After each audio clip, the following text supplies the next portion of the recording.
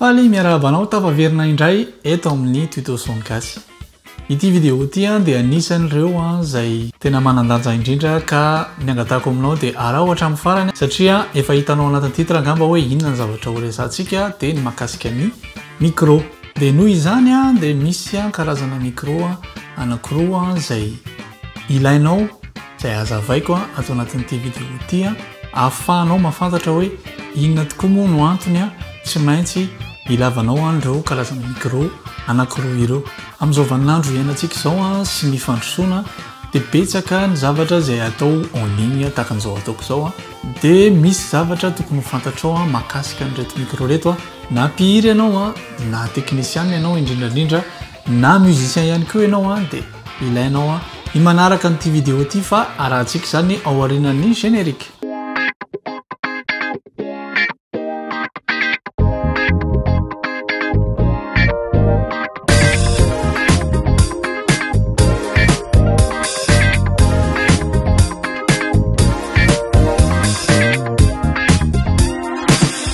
Ilahelitsika tsy nanao vidéo dia faly indray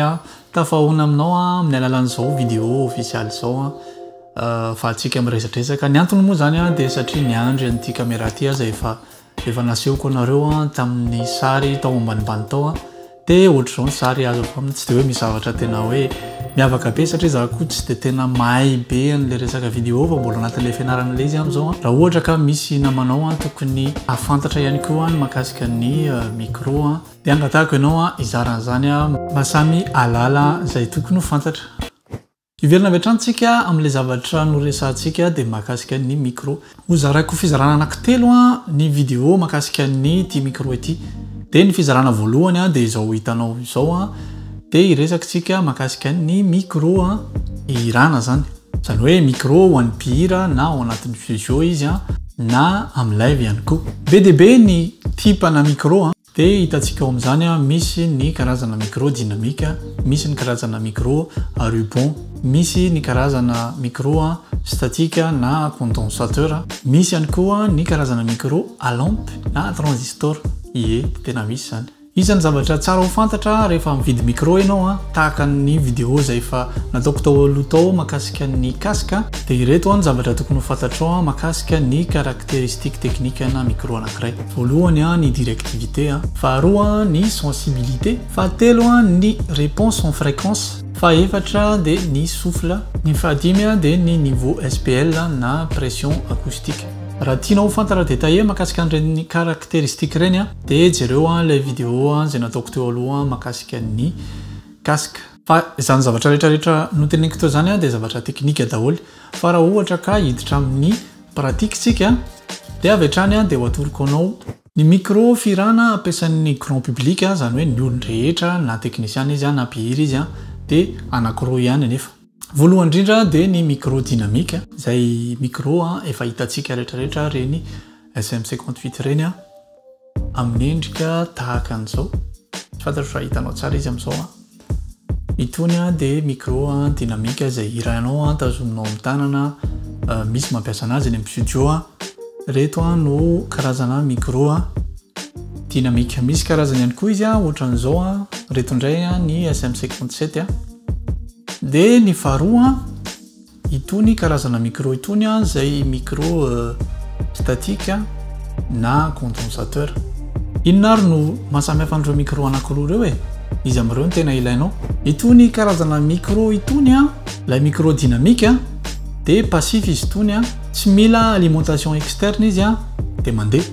Izany hoe vao atsatoka ianao fotsiny ity XLR ity makany amin'ny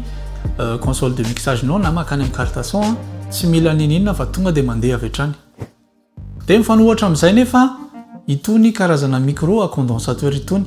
Rehefa atsatoka itony amin'ny carte son na amin'ny table de mixage dia itony mila alimentation manokana antsoina hoe fantôme. Tsy voatery ilay alimentation fantôme ireny ihany koa nefa fa misy karazany arakaraka ny micro misy boîtier externe mihitsy mialimenté azy. Ka ny mahasamihafa an'ireto actif sy passif ireto ilay actif ty betsaka dynamique kokoa any amin'ny haute fréquence. Izany hoe malaky henony sofina kokoa, malaky mikapta kokoa an'ilay aiguille de betsaka zany ny dynamique tsy hitako zay fomba anazavana azy ohatran'izay hoe betsaka ny dynamique any any amin'ny haute fréquence de zay no izy ny amin'ny micro dynamique indray dia tsy betsaka tahaka ny micro alimenté izy tahaka ny micro statique zany fa ny azy indray de tena défini tsara ny médium sy ny grave iny fa na de samy défini daholo moa zany amin'izy anankiroa leo aloha resantsika kely mahakasika an'le micro dynamique itony micro dynamique tony de ampiasaina raha hihira na en studio na en live na any amin'ny radio ampiasaina any amin'ny télé hitanareo na misy manao reportage ary izy misy mampiasa satria endrika polyvalent ihany koa izy reny amin'ny sehatra maro ampiasaina azy itony tena ampiasaina indrindra rehefa manao live spectacle na concert reny satria mionkese izy reny feo mafy be raha ohatra za zany ka mihira eto ka misy mively batterie ao aorianao na misy karazana zavatra maneno mafy be ao aorianao tahaka ny hitantsika amin'ny sary ohatr'izao de tsy de maka loatra ny feo ambiance manodidina izy fa ny feo anao mihira ihany no tena kapteny ary izy tony de tena arak'le nolazaiko teo hoe tsara be ny définition amin'ny médium sy ny bas médium zany hoe ty moa zany zao de sur beta 58A ito fa ny teknolojia an'le izy ny SM58 de anankiray ihany mitovy tsisy valaka izy amin'ny ty SM57 ity raha ohatra ka hosokafantsika zao ny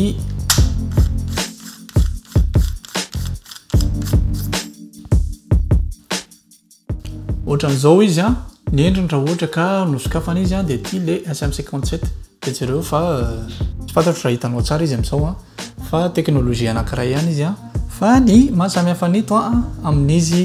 ampiasain'ny mpihira de misy an'ity anti-pop ity eto de hojerevantsika indray ny makasika nito karazana micro statique ito araka ny nolazaiko teo de mila alimentation ny karazana micro statique itony zany hoe tsy azonao ampiasaina avy hatrany zany izy hoe atsatokao ny câble de atsatokao any amin'ny fanaovana karaoké sy ny sisy reny tsy mety izy satria tsy velona mihitsy izy raha tsy misy an'izay alimentation fantôme zay izy tony de natao ampiasaina amin'ny studio sy any amin'ireny radio reny zany hoe amin'ireo karazana trano traité tsara ny acoustique satria araka nolazaiko teo hoe reto micro actif reto misy dynamique betsaka ny amin'ny haute fréquence de noho izany eliny kokoa zany lay trano raha ohatra ka manako zany hoe ny bruit ambiant rehetra zany raha ohatra zany ka ampiasaitsika itony amin'ny live de tena isavoritaka satria raha ohatra ka ianao mihireo de ao aorianao misy mively batterie na misy ampli na guitare mafy be mihitsy de ho voarainy daholo zany de tsy mise en valeur lay feonao ka reto microstatique reto de hitantsika amin'ny olona rehetra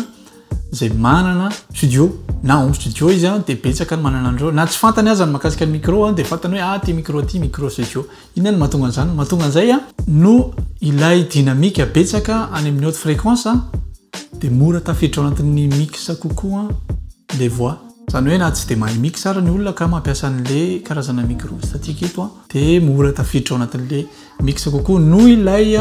dynamique amin'ny haute fréquence zany de arak'izay fanazavako zay de mieritreritra angamby ianao hoe ilay statique zany no tsara kokoa no ilay micro dynamique sa mametra-panontaniana ianao hoe iza ny tokony hovidinao de zao ny valiny lazaiko anao izy roa de samy tokony anananao satria nahoana samy manana ny asany na ny micro statique na ny micro dynamique alohan'ny anaovana prise anankiray na anaovana concert anankiray de ny ingénieur de son de tsy maintsy manao analyse an'ny fréquence zay olaloviny ao anatin'ilay enregistrement zay ao ataony azavaiko mazavazava kokoa tsy maintsy manao analyse ianao tsy maintsy manao analyse ny olona anankiray maka ny feo alohan'ny amoahana an'ilay produit de analyse atao jereny tsara hoe ahoana ny hauteur ny fréquence n'ilay olona mihira zany mila fantatra mantsy sao tsika voafitaka zao ny zavatra tena mamitaka atsika indrindra indray rehefa misy an'ireny vehivavy mihira ambony be reny de alaitsika microstatique le izy de enitsika mikaritsana tsara nyamisofotsika mise en valeur be ilay haute fréquence zany hoe ilay voix aigu zany amin'le olona zay efa mihira aigu de adinitsika ny médium sy ny bas médium ka izay indrindra no antony lazako hoe tandremo sy mbo fitaka amin'ny fisafidianana micro. Raha ohatra ka misy olona anankiray efa mihira izy efa ambony be mihitsy ny fréquence ny ohatra, dia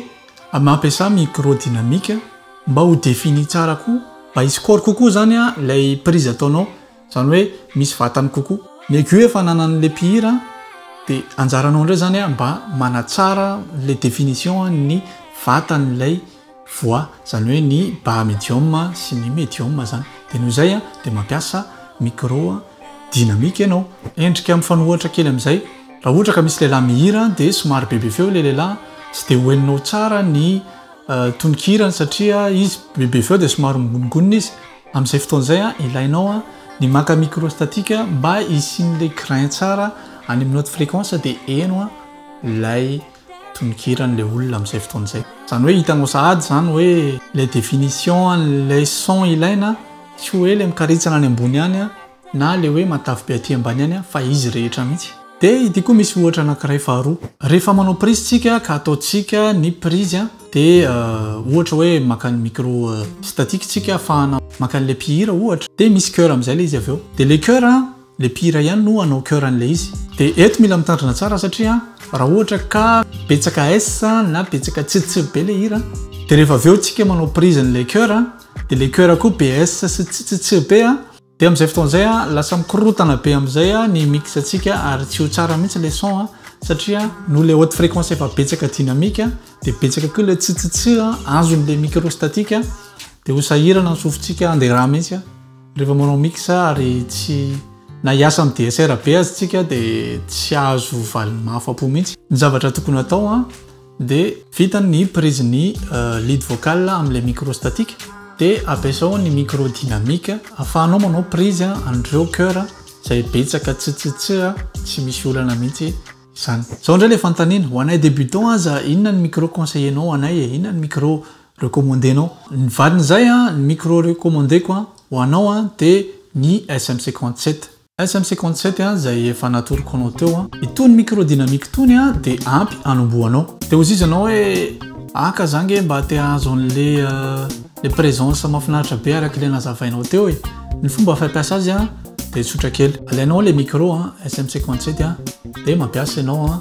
anti-pop. Ity le anti-pop. Ny asan'le anti-pop dia manala n'ilay rivotra be miditra amin'le micro, tsy le rivotra araka le hitanareo le hoe rivotra sy le peu sy le tse sy ny sisa apetrakanao ohatran'izao izy dia apetrakao ny anti-pop dia azonao le son. Raha ohatra ka tianao ahazo distorsion harmonique na tianao ahazo présence tahaka an'le micro statique izy dia boost eo manomboka eo amin'ny 5000 Hz na manomboka eo amin'ny 3000 Hz manomboka manao boost kely ianao ny aiguë dia hitanao fa ho tafiditra avy hatrany ao anatin'ny mix le izy. Dia izay mahakasika an'iny tsisy afa-tsy ny SM57 no conseilleko anao. Maro ireo karazana micro izay mandalondalo eny dia itsoriko aminao ireo karazana micro rehetra manodidina ny 100 € dia efa nitesteko daholo ny ankamaroany regny ary dia tsy dia tena hoe misy différence be hoe ity na ity na ity fa conseilleko anao dia vidio ilay SM57 satria sady polyvalent io, azonao ampiasaina amin'ny instrument io azonao ampiasaina amin'ny voix io, azonao ampiasaina amin'ny percussion, batterie rehetrarehetra nefany tena vrai marque sure. Tandremo ny fosika mabetsaka ny fosika an'ireny alohan'ny amaranantsika azy dia manontany anao hoe